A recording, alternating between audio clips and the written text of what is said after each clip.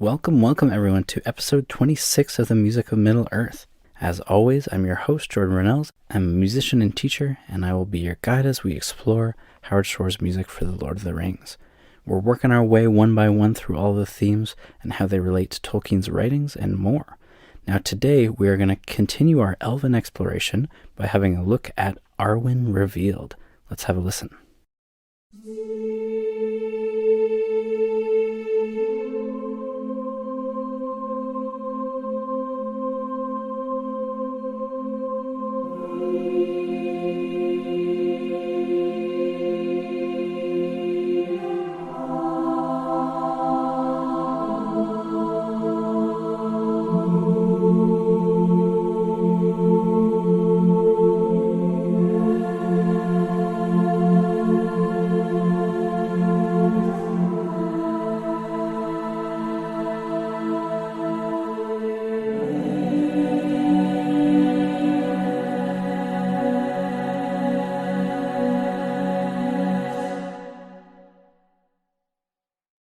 I'm really excited about this one. We get the opportunity to dive into the appendices. In the movies, we get fleeting glimpses of Arwen and Aragorn together, but today we'll have a chance to explore that part of the book a little bit more in depth.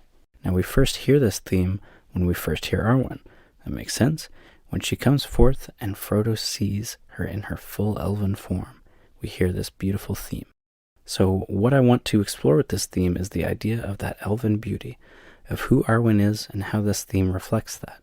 We also have some words that are sung in this theme, so we'll have to check that out in our analysis as well. So without further ado, as always, time to dig deep.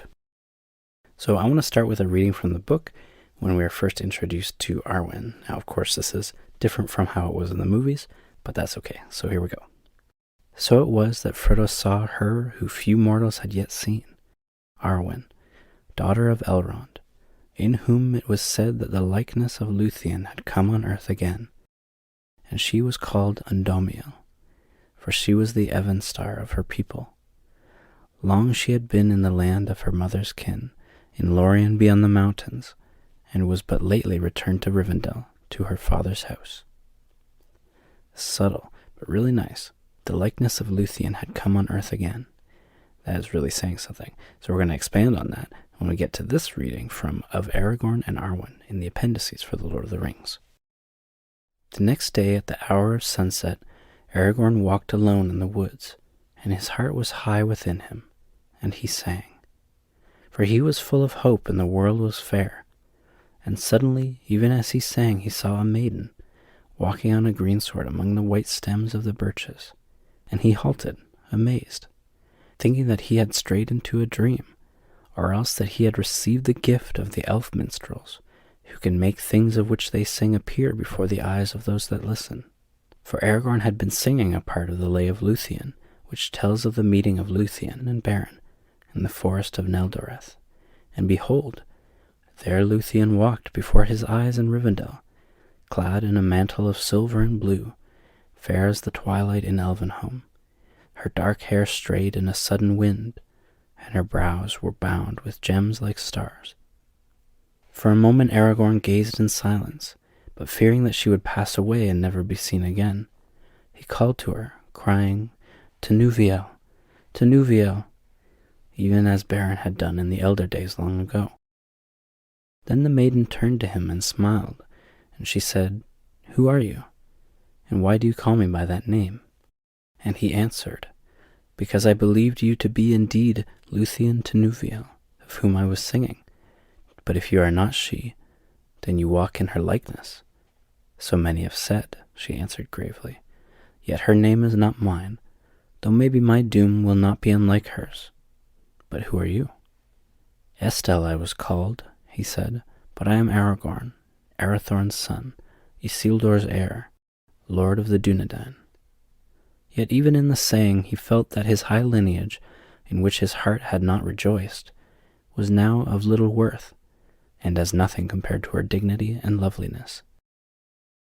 But she laughed merrily and said, Then we are akin from afar, for I am Arwen, Elrond's daughter, and I am named also Undomiel.